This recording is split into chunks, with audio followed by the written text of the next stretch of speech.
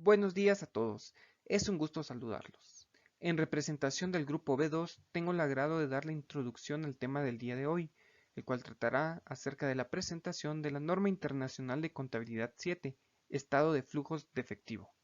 Iniciamos.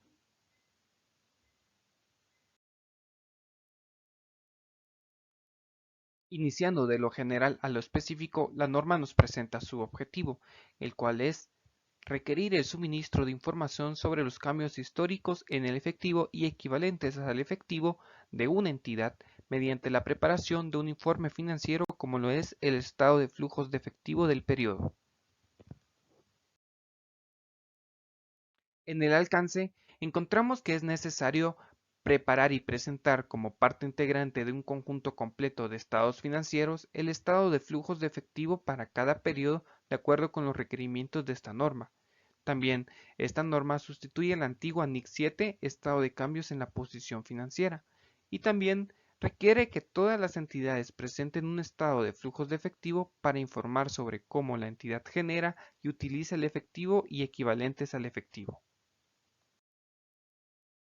La norma nos presenta las siguientes definiciones, comenzando por el efectivo, que comprende el efectivo como los depósitos bancarios a la vista, es decir, en el caso de nuestro país, cuentas monetarias y de ahorro, el dinero que se tiene disponible para su uso inmediato.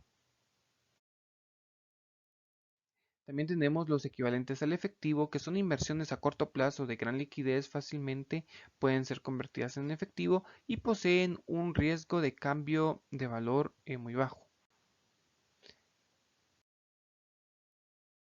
Los flujos de efectivo son entradas y salidas de efectivo y equivalentes de efectivo. Actividades de operación. Son las actividades que constituyen la principal fuente de ingresos de la entidad, así como actividades que no pueden clasificarse como inversión o financiación. Actividades de inversión. Son las de adquisición y disposición de activos a largo plazo, así como de otras inversiones no incluidas en los equivalentes al efectivo. Actividades de financiación. Son las actividades que producen cambios en el tamaño y composición de los capitales propios y de los préstamos tomados por la entidad. Continuando con el efectivo y equivalentes al efectivo, en ese sentido los equivalentes al efectivo se mantienen para cumplir con los compromisos de efectivo a corto plazo. Cuando una inversión sea un equivalente al efectivo, esta deberá tener un vencimiento próximo, es decir, a corto plazo, un plazo más o menos de 13 meses. Esto se puede dar cuando se tenga efectivo ocioso o efectivo sobrante, por lo que se puede aprovechar e invertir ese dinero para recibir alguna rentabilidad. También se pueden considerar equivalentes al efectivo la compra y venta de acciones, esto en un corto plazo. Para considerarlos equivalentes a efectivo, siempre las condiciones deben ser que se pueda convertir en efectivo fácilmente sin perder su valor y que sea a corto plazo. Continuando con la presentación del estado de flujos de efectivo, un estado de flujos de efectivo informará acerca de los flujos de efectivo del periodo y los clasificará por sus actividades de operación, de inversión y financiación. La entidad lo presentará de manera que resulte más apropiada a la naturaleza de las actividades.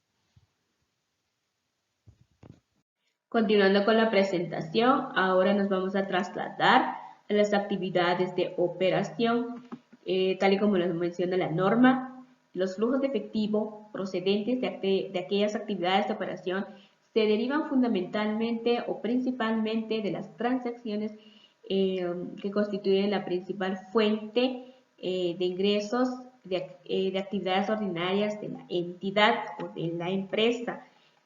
Tal y como lo menciona la norma, nos menciona algunos ejemplos que por el factor tiempo no vamos a mencionar todas. Vamos a hablar de los cobros procedentes de las ventas de bienes y de la prestación de los servicios, cobros procedentes de regalías, cuotas, comisiones y otros ingresos de actividades ordinarias y pagos a proveedores por el suministro de bienes y servicios Y ahora nos vamos a trasladar a las actividades de inversión.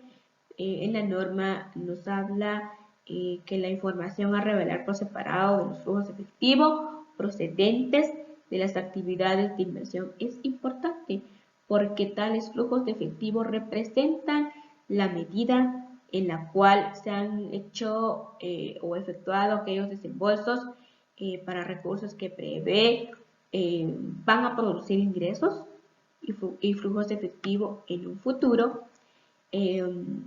Podemos mencionar algunos ejemplos. Pagos por la adquisición de propiedad, planta y equipo, de activos intangibles y otros activos a largo plazo. Ahora nos vamos a trasladar a las actividades de financiación.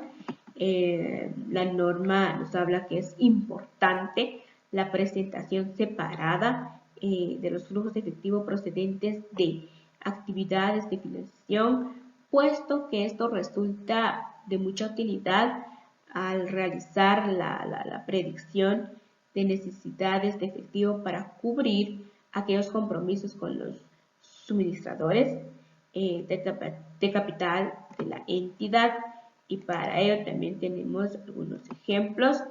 En este caso podemos hablar de los cobros procedentes de la emisión de acciones u otros instrumentos de capital, y como también los pagos a los propietarios por adquirir o rescatar las acciones de la entidad.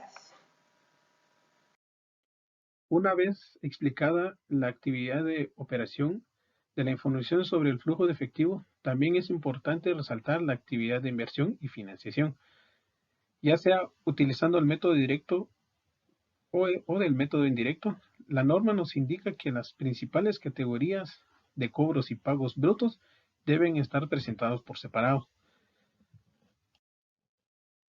a excepción de algunos cobros o pagos de cualquier tipo de actitud, ya sea de operación, inversión o financiación, podrán ser incluidos directamente en los flujos de efectivo en términos netos, como por ejemplo, la aceptación y reembolso de depósitos a la vista por parte de un banco, compra y venta de inversiones financieras, otros préstamos tomados a corto plazo, como los convenios, siempre y cuando que el periodo de vencimiento de 3 meses o menos.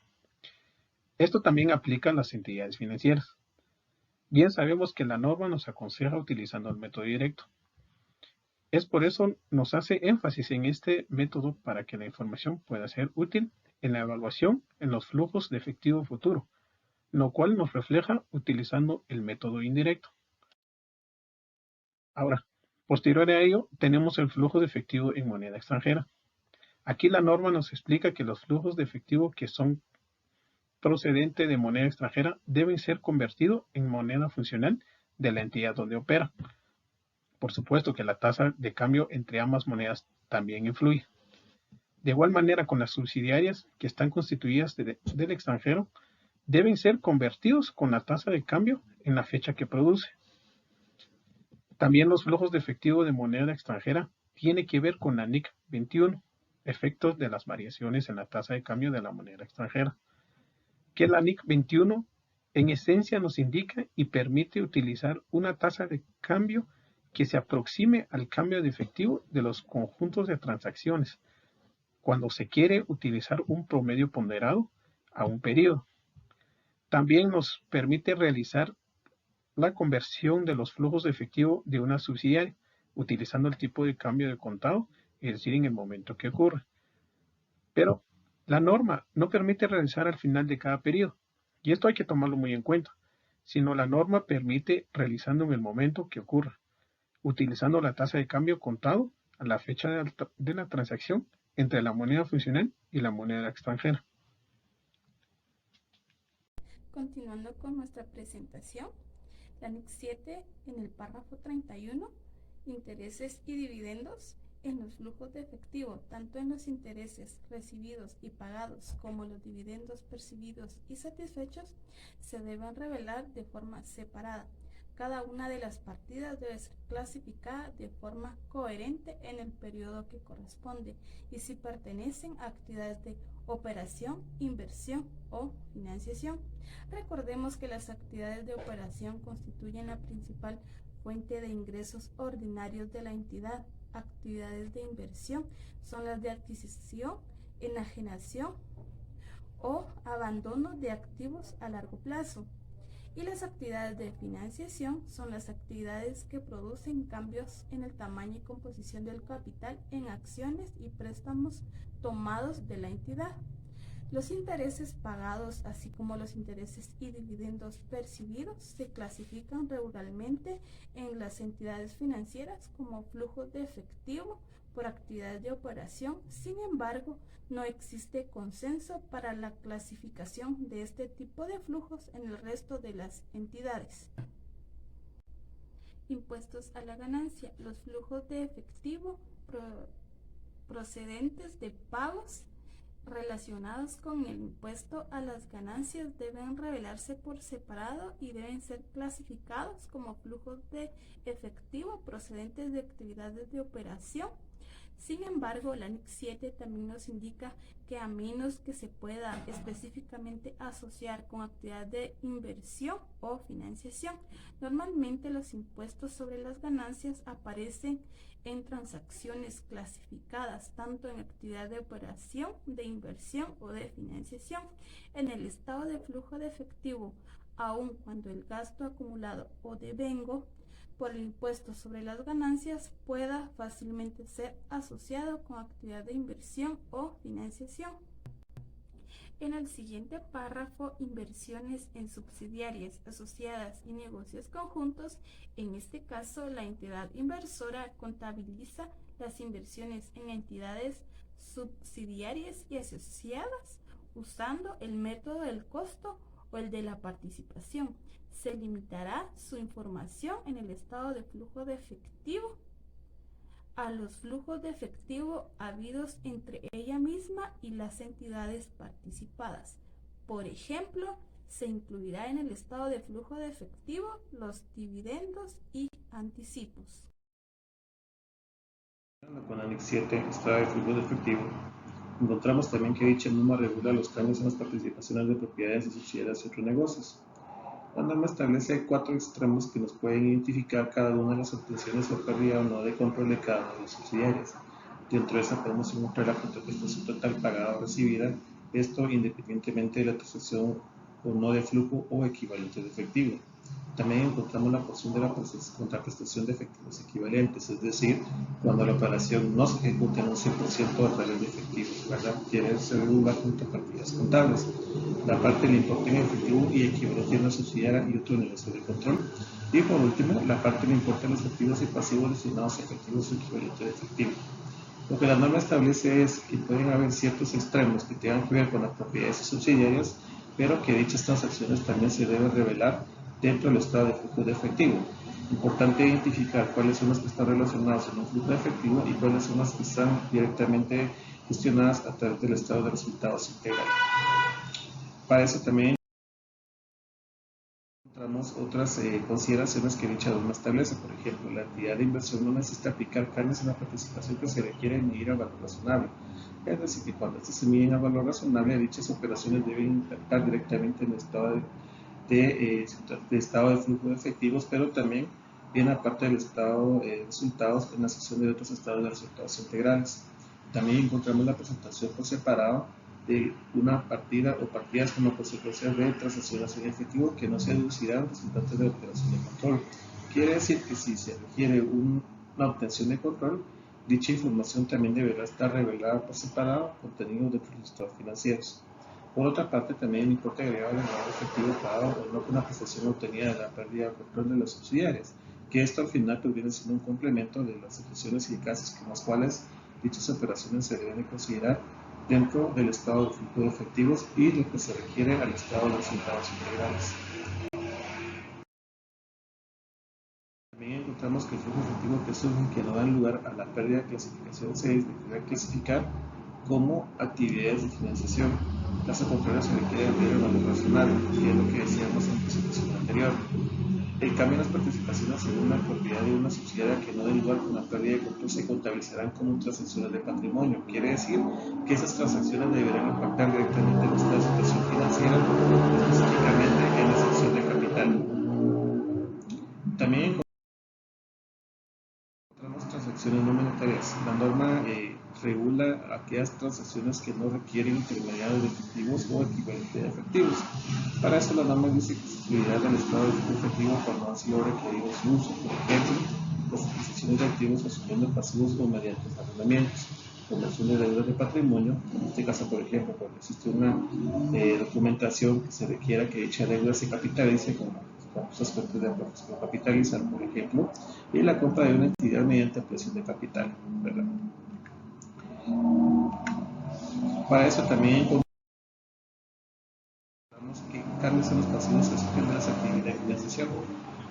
En sentido común, esas actividades de financiación, la norma establece que se deben de regular en la medida que sea necesario satisfacer las siguientes condiciones. En el caso 1, pues, unos cambios en la financiación, esto puede ser renegociación pactada con los acreedores o con los bancos, la obtención de las pérdidas de control de los subsidiarios, en este caso cuando la junta directiva decide tomar decisiones, valga la redundancia, con respecto a su estructura de capital, las variaciones en las tasas de cambio de moneda extranjera o revaluación de moneda extranjera, cambios en el valor razonable derivado de la medición posterior y el reconocimiento inicial, y otros cambios relacionados en la estructura directamente del capital. Para eso tenemos que considerar que también implican activos que cubren pasivos que surgen de actividad de financiación. Eso también da origen a cambios en las actividades de financiamiento. Las conciliaciones en los saldos iniciales y finales en el estado de situación financiera, y también se aplica el párrafo de regulación de cambios en el pasivo como resultado de actividad de financiación por separado y de demás activos relacionados. Ahora hablaremos sobre los componentes de partida de efectivo y equivalentes al efectivo. Una entidad revelará los componentes de efectivo y equivalentes al efectivo y presentará una conciliación de los importes de su estado de flujos de efectivos con las partidas equivalentes sobre las que informan el estado de situación financiera. Las entidades revelarán los criterios adoptados para determinar la composición de partidas de efectivo y equivalentes al efectivo por causas de variedad de prácticas de gestión de efectivo y de servicios bancarios relacionados con ella en todos los países del mundo, y así también para dar cumplimiento a lo previsto en la NIC número 1, presentación de estados financieros. El resultado de cualquier cambio en las políticas de determinación de efectivo y determinación al efectivo pueden darse. Un cambio en la clasificación de instrumentos financieros que antes se consideraba parte de la cartera de inversión, ahora se presentan los estados financieros de la entidad de acuerdo con la NIC 8, políticas contables, cambios en las estimaciones contables y errores. Otra información a revelar. En nuestro apartado 48 habla que la entidad debe revelar en sus estados financieros acompañados de un comentario por parte de la gerencia cualquier importe significativo de sus saldos de efectivo y equivalente al efectivo que no estén disponibles para ser utilizados y para ella misma o para el grupo que pertenece. Como por ejemplo, en una nota describir todo lo que esta cuenta no va a ser parte de los estados de flujo de efectivo. Asimismo, existen diversas circunstancias en las que los saldos de efectivo y equivalentes al efectivo mantenidos por la entidad no están disponibles para su uso por parte del grupo. Tal es un ejemplo, la situación de los saldos de efectivo y equivalentes al efectivo de una subsidiaria que opera en otro país y que en esta existan controles de cambio o restricciones legales en la cual no puedan ser disponibles estos saldos para uso de la controladora o las demás subsidiarias. Es así como finalizamos nuestra presentación sobre la NIC 7. Agradecemos a cada uno por la atención prestada. Feliz día.